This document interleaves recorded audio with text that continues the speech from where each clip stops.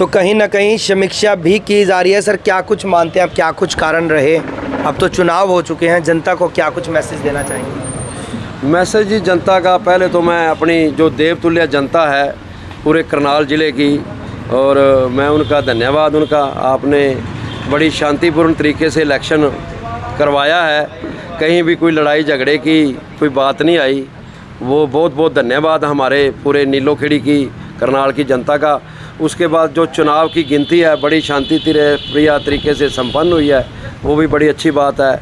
और जो जीत के आए हैं उनको भी मुबारकबाद देते हैं। और देखो ये जो हार है, आज जो बात चली है पत्रकार महोदय, ये बात बहुत मतलब ये मंथन की बात है। आज जो बीजेपी की जीत हुई है, उन्होंने इलेक्शन जो लड़ा था अपनी हार समझ के लड़ा था, और हार समझ के उन्होंने पूरी ताकत से इलेक्शन लड़ा। उन्होंने पूरी प्लानिंग करी, पूरी उन्होंने स्ट्रेटजी करी। उसके बाद उनके पास संगठन था, कांग्रेस के पास ना प्लानिंग ना संगठन। और उसके बाद आपसी जो फूट फटवल जो इनकी हुई है, कोई शैलजा के मतलब नाराज़ हो गए, कभी वो हुड्डा नाराज़ हो गए, इनकी जो आपस की नाराज़गी का उसका भी बड़ा गलत मैसेज गया है जो हरियाणा की जनता के ऊपर। जो ऑल ओवर हार हुई है ना, इनकी आपस में लड़ाई झगड़े की वजह से हार हुई है। अगर ये इकट्ठे हो गए दोनों चलते और ये मना के चलते, लोगों में अच्छा मैसेज जाता और एक एक हल्के में 2-2 हज़ार वोट बढ़ जाती। दूसरा सबसे बड़ा कारण जो है, जो इंडिया गठबंधन के साथ इन्होंने तालमेल नहीं बैठाया।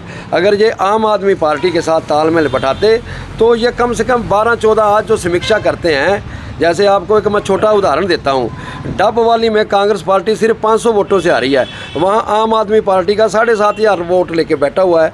अगर वो साथ होता तो वो सीट नहीं जीतती।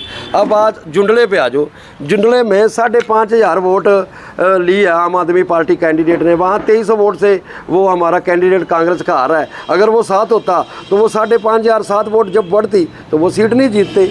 ऐसे करके आप अगर सफ़ेदों में चले जाओगे, सफ़ेदों में 4,000 वोट से आ रहा है जो कांग्रेस का कैंडिडेट, वहाँ एक आज़ाद कैंडिडेट जगबीर देशवाल 16,000 वोट ले रहा है। अगर वो साथ में होता, वो साथ में अगर ये बैठा देते ताकत लगा के हुड्डा साहब वगैरह, क्योंकि इनकी कम्युनिटी का था वो, तो वो वहाँ से भी जीत होती। इसके बाद आप आगे चलो उचाना में मात्र 35 वोट से आ रहा है वीरेंद्र सिंह का लड़का। वहाँ पे एक आज़ाद कैंडिडेट जो कि किसान समाज से था, वो 22,000 वोट लेकर ले रहा है। अगर उसको भी बढ़ाते तो वो भी जीत होती। ऐसे मिला के 12 सीटें ऐसी हैं जो इन्होंने ताकत ना लगाने की वजह से, उनको मनाने ना वजह से। इसके बाद अगली बात आप अहिरवाल की करो। अहिरवाल के अंदर 17 सीटें कांग्रेस हार गई है और वहाँ पे एक भी सीट नहीं आई। ये अगर अखिलेश यादव को 2 सीट दे देते, वो 2 रैली अहिरवाल में करता तो 16 की 16 सीटें कांग्रेस जीतती। तो इनकी बिना प्लानिंग, बिना संगठन, बिना स्ट्रेटजी, एक बंदे का अहंकार, उसने ये समझ लिया हरियाणा तेरी बपोती है, हरियाणा का तू मालिक है। कोई भी बंदा अकेला कभी इलेक्शन नहीं जीतता।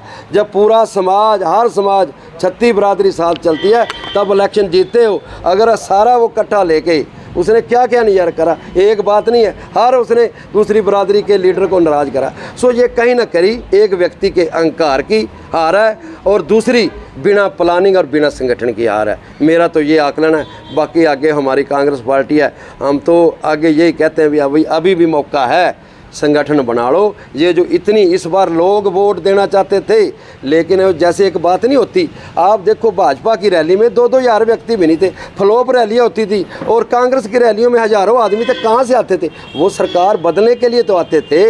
ये सिर्फ उनको बूथ तक ले जाने वाले जो वर्कर होते हैं वो नहीं थे। अगर वो होते तो निश्चित तौर से आज कांग्रेस पार्टी की सरकार होती, बहुत अच्छी तरीके से वो जीतती। मेरी तो यही है। चुनाव निपट चुका है, भाईचारे को लेकर क्या अपील करें? मैं अपने जो मेरी नीलोखेड़ी की और करनाल की जनता है, आपसे हाथ जोड़ के अपील है, देखो एक ने जीतना होता है, दूसरे ने। आप जो कांग्रेस के साथ जुड़ने हैं उनसे मेरी अपील है कि आप हार कबूल करो, ठीक। और जो भाजपा के जीते हैं, आपसे है कि आप कोई भी ऐसा कोई गलत तरीके की बयानबाजी ना दो। देखो आपको जनता मालिक है, जनता ही सब कुछ है। उन्होंने मौका दिया, वो सेवा करें, अच्छे तरीके से सेवा करें।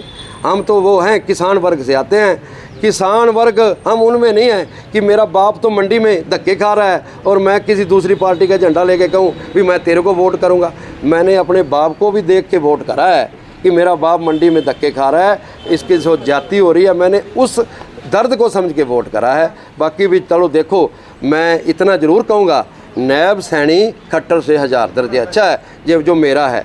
अगर ये किसानों के लिए कुछ करता है तो इसका भी स्वागत है। अगर ये 50% किसानों के लिए करेगा ना तो किसान कौम 100% इसका कर्जा उतारेगी। मेरी तो इससे अपील है, किसानी के लिए आप अच्छा करोगे तो हम आपका मतलब झंडा उठा लेंगे।